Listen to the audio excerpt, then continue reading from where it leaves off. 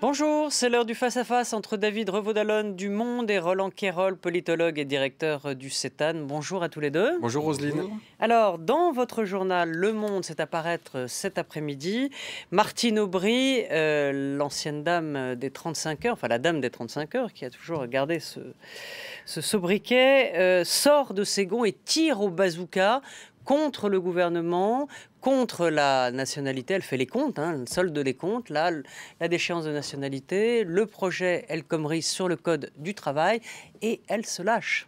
Oui, elle se lâche. Sortir de l'impasse, c'est le titre de cette tribune. Elle est signée par d'autres personnalités de gauche. Beaucoup sont au Parti socialiste dans l'orbite de Martine Aubry. On pense à François Lamy, Jean-Marc Germain, Benoît Hamon. Il y a d'autres personnalités, des écologistes, comme Danny Cohn-Bendit. Mais bien sûr, c'est la personnalité de la maire de Lille qui prend le dessus, parce que vous avez raison, c'est une charge à l'arme lourde. Trop, c'est trop. Pas nous, pas la gauche. Sortir de l'impasse s'appelle ce texte, qui est un violent réquisitoire contre l'ensemble de l'œuvre, je dirais, de Manuel Valls et François Hollande depuis que Valls est à Matignon. Alors, vous l'avez dit, il y a eu effectivement la déchéance de nationalité, il y a le texte El Khomri, mais il y a aussi les récentes déclarations de Valls sur les réfugiés. C'est tout ce qui n'est pas passé, voilà, tout ce qui est resté en travers de la gorge de la gauche. Qui reparaît et qui ressort aujourd'hui opportunément avec une grande violence. En tout cas, ça fait quelques jours que ça se cristallise, les oppositions autour de ce texte. On a eu bien sûr les traditionnels frondeurs, les syndicats plus ou moins réformistes, mais qui n'étaient pas contents. On a eu des ministres qui se sont exprimés ouvertement contre la perspective de recourir au 49.3. Et puis là, on a effectivement Madame Aubry qui monte d'un cran dans la violence. Donc de la une étape supplémentaire effectivement dans la grogne. Roland, est-ce que vous avez est-ce que ça donne le sentiment dans le fond que ce que Manuel Valls disait il y a quelques jours, il y a deux gauches irréconciliables? Oui, Martine Aubry, ça fait longtemps qu'elle ronge son frein, qu'elle déteste ce qui se fait, qu'elle a gardé sa haine intacte à l'égard de la personne même de François Hollande, et que chaque fois qu'il bouge le petit doigt, elle pense que c'est une catastrophe. Le problème était qu'elle arrivait quand même à se maintenir dans une savante hostilité faciale, mais sans entrer dans la mêlée. Là, on se disait, ça va arriver. Et ça arrive quand ? Évidemment, au plus mauvais moment, pour ceux qui sont au pouvoir, au moment où ils ont le texte le plus difficile à faire passer. Voilà, ça dit où en sont les relations, d'abord entre Martine Aubry et François Hollande et Manuel Valls, mais ça en dit aussi d'où en est la cohésion, la faible cohésion de la gauche, de la majorité parlementaire, du groupe socialiste en particulier. Ça va mal. Mais est-ce qu'elle travaille pour l'intérêt général, tout de même, Martine Aubry? Parce que dans le faire, on voit que c'est une femme qui, aujourd'hui, ne veut plus se colter à la réalité. Elle a refusé de partir au régional. Elle ne mène plus de combat politique. Et on va dire que son pouvoir de nuisance joue à plein. Mais concrètement, elle apporte quoi au pays, en dehors de mettre des bâtons dans les roues d'un gouvernement qui semble vouloir réformer? Vous avez tout à fait raison. Martine Aubry a toujours eu un rapport compliqué, on va dire, à la candidature et au fait de mener des combats politiques en personne, intuitu personae. Depuis la primaire, il semblait qu'elle avait abandonné, depuis sa défaite en finale à la primaire de 2011, qu'elle avait abandonné toute ambition présidentielle. Là encore, il semble que ce ne soit pas le cas. Tous ses proches l'assurent. Il ne s'agit pas d'une entreprise de retour, de comeback ou de repositionnement en vue d'une éventuelle primaire en 2016. C'est tout simplement l'expression d'une véritable conviction, d'une véritable détestation aussi, qui a été très bien décrite par Roland, mais aucune opérationnalité, à part le fait de s'ériger en leader d'une fronde qui prend de l'ampleur, effectivement, et qui dépasse le cadre des seuls frondeurs, qui, je le rappelle, étaient 30-40 depuis le début du quinquennat, et qui, là, semble-t-il, sont plusieurs dizaines supplémentaires. Effectivement, on voit mal quelle est l'opérationnalité, et bien évidemment, c'est la contre-attaque qui sera celle de Manuel Valls et du gouvernement dans les heures qui viennent. Roland, est-ce que ce texte El Khomri, avec donc cette charge supplémentaire, et pas des moindres, puisque c'est quand même, quoi qu'on en dise, un poids lourd, Martine Aubry, ce texte, il va se heurter au mur de la contestation? Ah oui, ça forcément. Quand on lit un texte comme celui-là... Vous l'avez lu ? Oui, je l'ai lu. C'est pas d'un texte très facile à lire. Oui, il paraît. Bon, quand on le regarde, c'est un texte qui a tout pour être un véritable chiffon rouge pour la gauche. Hein, il parle de tout ce qui est au cœur des valeurs de la gauche, puisque on s'intéresse au travail, au licenciement, au chômage, aux conditions du travail, aux conditions de fixation du salaire et des indemnités. Donc alors là, vraiment, on est au cœur du socialisme. Et il détricote tout. Absolument. Mais il est nécessaire, tout. ce texte ? Alors, il est nécessaire, dit le MEDEF. Hein, c'est vraiment un texte qui ressemble exactement, sur tous ces points, aux propositions du patronat français, MEDEF et CGPME.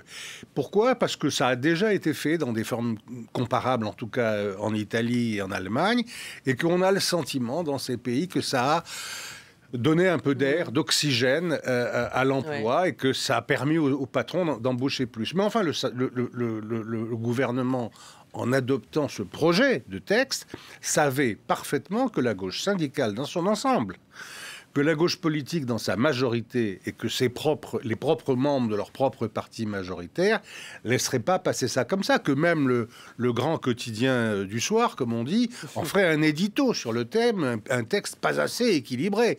Donc voilà, tout le monde a vu tout de suite qu'il fallait redonner un peu d'équilibre au texte, redonner aussi quelques droits aux salariés au moment où on donne ce qu'ils souhaitent au patronat. Mais vous citiez, Roland, les réformes qui ont été faites ailleurs. Je pense bien sûr outre-Rhin, je pense à l'Allemagne, aux réformes de Schröder, qui s'est inspiré d'un industriel des réformes Hartz. Hein. C'est à peu près, si on regarde c'est sur la dégressivité, etc., c'est un petit peu ce qu'a fait l'Allemagne.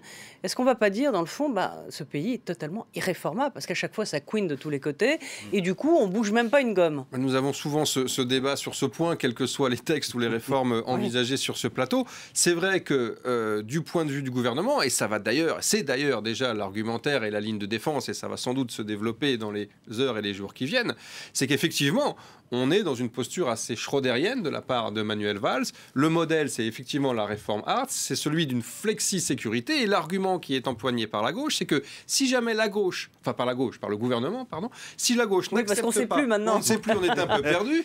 Le gouvernement social-libéral, le gouvernement social-libéral explique que si la gauche ne soutient pas, ne cautionne pas cette réforme, elle ne sera pas faite, elle sera du côté du conservatisme, de l'immobilisme, et surtout que si d'aventure la droite arrive au pouvoir, ce qui est quand même, pardonnez-moi, ce pronostic ici, une éventualité en 2017, eh bien la réforme, pour le coup, ne serait pas du tout équilibrée et serait une réforme d'inspiration, pour le coup, pas social-libérale, mais ultra-libérale, voire thatchérienne.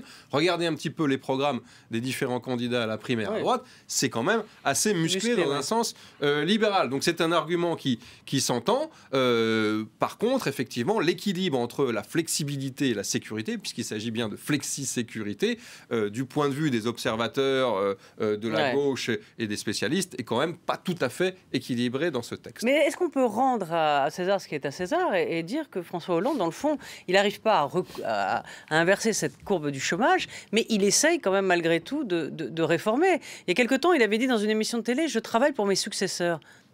Est-ce qu'on n'est pas un peu injuste avec lui ? Mais ça risque assez cruellement d'être vrai. C'est-à-dire qu'il a maintenant lié vraiment, clairement, son sort personnel de candidat potentiel à la présidentielle à cette histoire de la réduction substantielle du chômage. Il ne reste plus que 14 mois. On ne voit pas se profiler le début de cette décrue qui était annoncée par les spécialistes depuis déjà un an.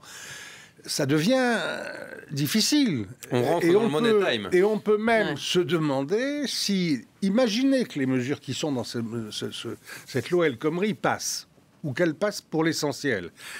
Est-ce que vous croyez que ça va donner des résultats en si peu de temps ? Non.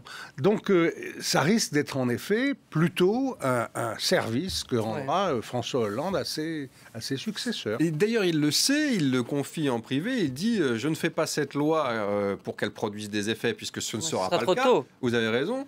Mais je fais cette loi pour pouvoir montrer ce qu'il a expliqué au soir du remaniement à la télévision, c'est de réformer jusqu'au bout. Or, le problème, c'est que François Hollande, dans son bilan des 4 premières années, on ne peut pas dire qu'il ait été un réformateur exceptionnel, même s'il y a eu des choses, mais le sentiment général, c'est plutôt qu'il n'est pas allé assez loin dans tous les textes qu'il a proposés, parce que souvent, et ceux-ci étaient rabotés, un petit peu allégés. Là, on a le sentiment que ça va être enfin qu'il a la volonté du moins de mener cette réforme à bien. On se demande pourquoi ça intervient si tard et on se dit que c'est sans doute aussi trop tard. Il y en a un qui va sans doute se battre comme un lion pour essayer de garder le maximum de la loi El Khomri, c'est Manuel Valls. Parce que s'il est lui-même persuadé que François Hollande va être contraint de ne pas être candidat et que ça bénéficiera à l'autre, l'autre, ça peut être lui. Mais oui, ça peut être la droite, mais ça pourrait aussi être lui, nouveau candidat. Donc j'ai le sentiment qu'il y a là à la fois un accord sur le fond entre deux, mais en même temps des intérêts conjoncturels qui risquent d'être très différents dans quelques mois. C'est tout à fait exact. Il y a deux temporalités. Et même si Manuel Valls n'ambitionnait pas de se présenter dès 2017, vous avez un François Hollande qui, lui, ne veut sans doute pas crisper cette majorité. Il sera prêt à faire des concessions parce qu'il a quand même un premier, éventuellement un deuxième tour à préparer. Donc il a besoin d'un minimum de voix de gauche. Alors que Manuel Valls, lui, ce qu'il entend soigner, c'est d'abord et avant tout sa posture de réformateur en chef, pour ne pas l'écorner, ne pas l'abîmer, dans la perspective de 2022, bien évidemment. Vous pensez qu'il y a un accord entre les deux hommes Il y a un désaccord, mais c'est vrai. Un accord Il y a un accord, pardon, mais on sent aussi que on arrive à un point de divergence parce qu'il y a deux temporalités, deux objectifs finalement politiques assez différents dans le temps. Merci beaucoup, merci à tous les deux. On se retrouve demain pour Comédie Française et pour Politique avec Jean-Marie Colombani. Merci, à très vite.